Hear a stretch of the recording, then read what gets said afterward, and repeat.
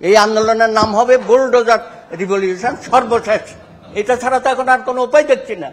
কি একটা অপসংস্কৃতির মধ্যে আমাদেরকে ঢুকাই দিয়েছেন। আমরা তো কখনো এরকম ছিলাম না, নামটাও নির্ধারণ করতে পারলাম না। আমরা 52-এর ভাষা আন্দোলন বলি, 62-র শিক্ষা আন্দোলন বলি, 69-এর মহান গণ অভ্যুত্থান বলি, 71-এর মহান মুক্তিযুদ্ধ বলি। এগুলো নিয়ে তো কোনো দ্বিমত হয় না। আমরা সকলে ঐক্যমতের ভিত্তিতে এই নামগুলো আমরা ডিসাইড করে ফেলেছি, এমনকি 90-এর গণ অভ্যুত্থান।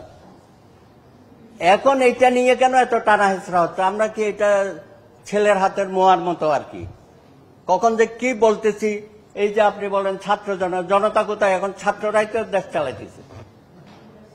কয়েকজন উপদেষ্টা নিয়েছেন, বলা হচ্ছে শিশু উপদেষ্টার এনজিওগ্রাম বলে না এখন, হ্যাঁ, শিশু উপদেষ্টা সরকার বা শিশু, হ্যাঁ না, এখন একটু অন্যদিকে চলে গেছে।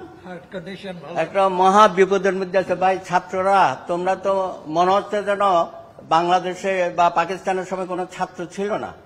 52-এর ভাষা আন্দোলনে যারা নেতৃত্ব দিয়েছে তারা কি সবাই ক্ষমতার অংশীদারিত্ব চেয়েছিল না ক্ষমতার অংশীদার হয়েছিল? তার পরবর্তী পর্যায়ে তারা রাজনীতিবিদ অনেকেই হয়েছে। 62-তে শেষ পর্যন্ত আমি এটাকে বলি বুলডোজার রিভলিউশন। এই আন্দোলনের নাম হবে বুলডোজার রিভলিউশন, সর্বশেষ। এটা ছাড়া তো এখন আর কোনো উপায় দেখছি না। কি একটা অপসংস্কৃতির মধ্যে আমাদেরকে ঢুকাই দিয়েছেন। আমরা তো কখনো এরকম ছিলাম না। তা আজকে সমস্ত অর্জনগুলোকে আপনারা ব্যর্থ করে দিচ্ছেন, অতীত ইতিহাসকে আপনারা শেষ করে দিচ্ছেন, 71-কে মুছে ফেলবেন, 72-এর সংবিধানকে মুছে ফেলবেন। কি হয়েছে দেশটার মধ্যে? প্রতিটা অর্জনে তো আমাদের গর্বের বিষয়। আমরা তো আপনাদেরকে সম্মান করতে চাই। যুগ যুগ ধরে এই জাতি আপনাদেরকে সম্মান করবে। গর্বের সাথে সহস্রাধিক শহীদকে আমরা স্মরণ করতে চাই। তাদের ব্যাপারে কথা বলেন।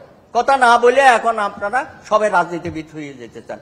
আপনারা ভাই রাকসুল ইলেকশন গুলো করেন না। রাশেদ বসা আছে এখানে, মারপিট খাই এখন তো জাতীয় নেতা হয়ে গেছে। উনি ইলেকশন করেছিল ডাকসুতে, সাধারণ সম্পাদক।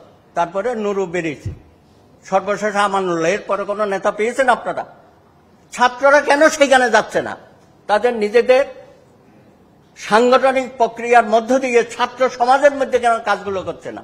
সবাই এখন রাজনীতি প্রতি হয়ে গেছে। আপনারা এত সহজ রাজনীতি করে দেখেন না, কয়টা সিট পান? এত সহজ হয়ে গেছে নাকি? এখন জামাতের সাথে নাকি গোপনে আঘাত করতেছে, নির্বাচনটাকে একটা অনেক দূরবর্তী সময়ের জন্য রেখে দিতে চান। এইসব কিসের এজেন্ডা এগুলো? ইউনূস সাহেব অনেক এনাফ ইজ এনাফ। এখন দ্রুততম সময়ে একটা রোড ম্যাপ দিয়ে, আপনি ডিসেম্বর একবার বলেছেন, আর আপনি শফিক সাহেব না কারেক্টা কামাল সাহেবের বন্ধু নাকি শফিক, আপনার প্রেস সেক্রেটারি, হ্যাঁ, যা বলতেছে ভাই প্রত্যেক দিন সন্ধ্যায় মনে হচ্ছে উনি সরকার চালাচ্ছে।